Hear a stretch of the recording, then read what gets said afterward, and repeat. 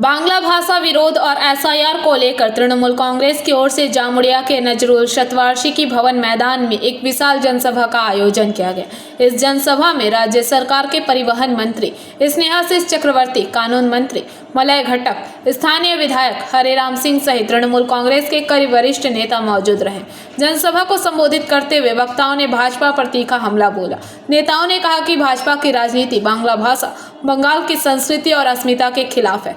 उन्होंने आरोप लगाया कि एसआईआर के माध्यम से राज्य को अस्थिर करने की साजिश रची जा रही है, जिसे जनता कभी सफल नहीं होने।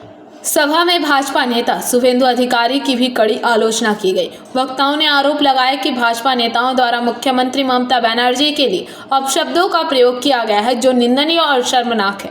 तृणमूल नेताओं ने चेतावनी दी कि ऐसी भाषा और राजनीति का खामियाजा भाजपा को आने वाले समय में भुगतना पड़ेगा। जनसभा में बड़ी संख्या में कार्यकर्ता और आम लोग शामिल हुए और एकजुट होकर बांग्ला, बंगाल और ममता बनर्जी के समर्थन में नारे लगाए। কোশ্চেন করো কি বিরোধী দল নেতা শুভেন্দু অধিকারী এসেছিলেন এবং তিনি স্পষ্ট জানিয়েছেন যে এবার জামুরিয়াতে বিজেপি শুভেন্দু অধিকারী যেখানেই যাচ্ছেন কুৎসা অপপ্রচার করছেন, কতগুলো অসত্য কথা বলে যাচ্ছেন। উনি কি প্রেডিকশন করলেন তার উপর তো কিছু নির্ভর করছে না। প্রেডিকশন ওদের অমিত শাহ, ওদের যে রাজনৈতিক গুরু, তিনি 2021-এও করেছিলেন 200 আসন নিয়ে নাকি বিজেপি পাওয়ারে আসবে, 77টা পেয়েছে। বুঝতে পেরেছেন? এবার বিজেপির আসন সংখ্যা 30-35-এও নেবে যাবে, তার নিচে নেবে যাবে। কারণ বাংলার মানুষ বুঝতে পেরেছে যে এই বিজেপি হচ্ছে বাংলা বিরোধী, যারা 100 দিনের কাজ বন্ধ রেখেছে 3.5 বছর, আবাস যোজনার টাকা বন্ধ করে দেয়, বাংলায় 1,95,000 কোটি টাকার মতো বঞ্চনা করে রেখেছে, যারা বাংলার মানুষের ভাতে মারতে চায়, পেটে মারতে চায়, যন্ত্রণা দিতে চায়, কষ্ট দিতে চায়, তাদের স্থান বাংলায় দিতে পারে না। শুভেন্দু দেখে নেবে না যে ওদের যে শাসন আছে সেটা আদৌ করে রাখতে পারেন কি। সেদিন উনি 2 জায়গা সভা করেছেন, জামুরিয়া আর সবাই পাড়ায় পাড়ায়ও করতে পারেন। আমাদের মলয়দা রয়েছেন এবং তিনিও বলেছেন যে এখানে উনি যদি ওয়ার্ডে ওয়ার্ডেও মিটিং করেন, তাও জামুরিয়াতে তৃণমূল কংগ্রেসের প্রার্থী বিপুল ভোটে ছাড়বে সে জিতবে। তিনি একটা লিস্ট নিয়ে ঘুরে বেড়াচ্ছেন, ওইখানেও লিস্টটা দেখালেন, এখানেও কয়েকটা তৃণমূলের নাম, নেতার নাম বললেন ইডির কাছে যাবো, যাচ্ছেন।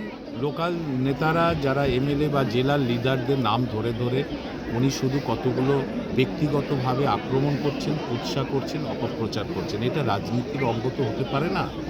ফলে উনি বিরোধী দলনেতার যে ভূমিকা থাকা উচিত, স্বাধীনতার পর আমরা দেখেছি যতগুলি বিরোধী দলনেতা আছে, এত নিম্নমানের বিরোধী দলনেতা আগে কখনো দেখিনি, যে যার ডেভেলপমেন্ট নিয়ে কোনো কথা নেই, যার কোনো নীতি নিয়ে কথা নেই, কোনো দলের একটা দলের বিরুদ্ধে তার নীতিগত লড়াই থাকতে পারে, ডেভেলপমেন্টের লড়াই থাকবে, শুধু উৎসব প্রচারে আছে, ওর কোনো মূল্য নেই।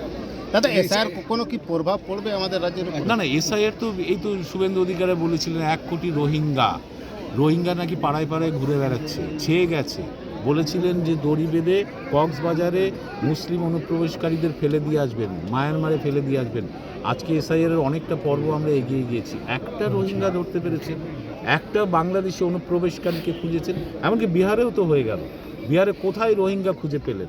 তার মানে এরা শুধু মিথ্যে অপপ্রচার, বিভ্রান্তি ছড়িয়ে মানুষকে বিভ্রান্ত করতে চায়, কারণ এদের হাতে কোনো ডেভেলপমেন্টের অস্ত্র নেই। নরেন্দ্র মোদী 11 বছরে দেশের মানুষকে কোনো ডেভেলপমেন্ট দেয়নি, তাই ওদের এই ধরনের চক্রান্ত চলে, উৎসাহ চলে। দাদা, আমাদের এই জেলায় দেখা যাচ্ছে কি ন্যাশনাল হাইওয়েতে বেশ কয়েকটি সার্ভিস রোড রয়েছে, তাদের অবস্থা খুবই খারাপ, কোনো কাজ হচ্ছে না, পরে অ্যাক্সিডেন্ট হচ্ছে ওইখানে।